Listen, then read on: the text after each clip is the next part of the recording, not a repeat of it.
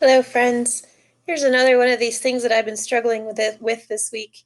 Again, this is a lot of really heavy duty history, and I have a lot of great readings that I could give you, but it's also a lot of reading. And I want to make sure that you go through this. And sometimes I think that you understand better when somebody tells you the story rather than you read it. So I'm going to let you read along as I tell you the story at the same time. This is a great article. Khan Academy has some really good information here. I want to talk about legalism today. Legalism goes along with Confucianism and Taoism, which we talked about last week. And the goal of legalism is to achieve order in a society that's full of upheaval during the Warring States period. So, unlike the other belief systems, however, legalism is very harsh. There are a lot of strict laws, lots of severe punishments. Um, I like this idea of using close reads to get a lot of information from something, where you learn how to skim to get the idea of something. It's very quick. And then a second read gives you key ideas and understanding the content. And your third read, you'll be evaluating and you'll be thinking about these different questions. I would normally have given this stuff to you. And I would help you walk through this and help teach you how to do that, how to skim, and then how to read and do a lot of close reading. But unfortunately, I'm not with you. So instead, we'll just go over legalism and go through this idea. These are these really amazing terracotta warriors. We'll be learning more about those later this week. I'm also giving you a Nova article from PBS, not an article, but a Nova link from PBS if you want to learn more. There's a really, really great documentary about how these terracotta warriors may have been created, and more about legalism and Qin Shi Huangti. So hopefully you'll watch that. It's not required, but it's a fascinating video, and I really enjoyed it. I've seen it a lot, of course, because I watch it every time I watch it with you guys. Anyway, on to legalism. So, kind of back to our idea here of the Warring States period, which began sometime around 480 or 475 BC and ends in 221 BC, was this time of intense fighting between rival Chinese states. When the Eastern Zhou dynasty weakened their control over China, almost 100 small states began fighting each other. Many of these small states continued to exist at the start of the 4th century BC, but 7 larger states had the most power, including the Qin and the Han. In just over 300 years, there were more than 300 wars fought. In light of these numerous battles, the dominant view of human nature during this time was pretty bleak. Many people believed that humans were naturally selfish and needed strict laws to keep them under control. As a result, the philosophy known as legalism became the overriding principle for organizing government. So, if you remember from last week, here are is our here are our Qin.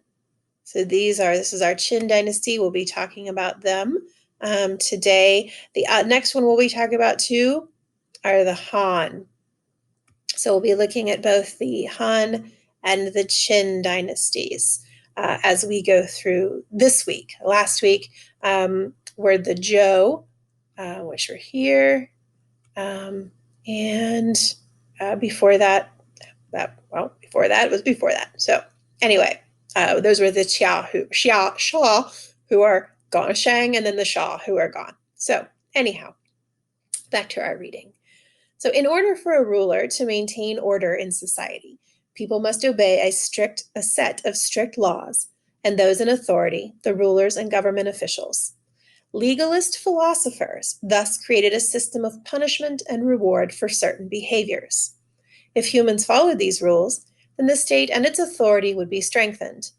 If one of the warring states could establish their strength, then they might secure authority over the others. The Qin state, which would later become the Qin dynasty, attempted to unite the people and establish order in this time of chaos. While the goal of order was the same for both legalism and Confucianism, the method for achieving order was very different. Confucianists believed that peace could be restored to China if everyone lived by a code of conduct that promoted virtue and respect. They wanted to restore the Chinese people to a former glory and were more traditionalist. Legalists also wanted to restore and reunite China, but they thought that this could only be achieved through the application of harsh laws and a focus on agriculture and military strength. Shang Yang, who lived around 390 to 338 BC, is considered one of the founders of legalism. A Qin state official, he reorganized the state under the Qin leader Duke Xiao. Shang Yang did away with the feudal system of organization in favor of dividing the Qin area into a number of regions, each with a governor to make sure that the laws were followed.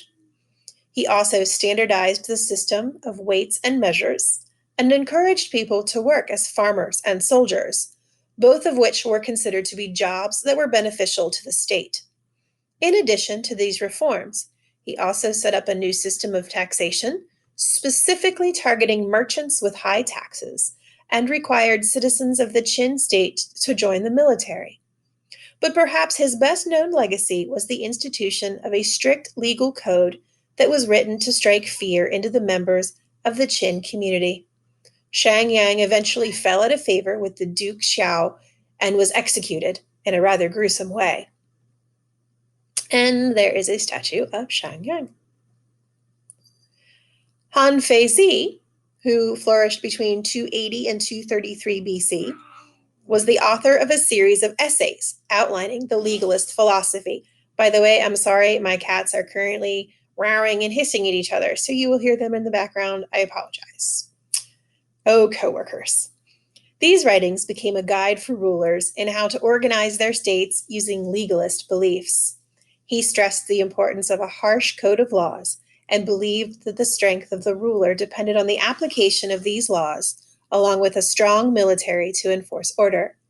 Han Feizi worked as a government official for the state of Han.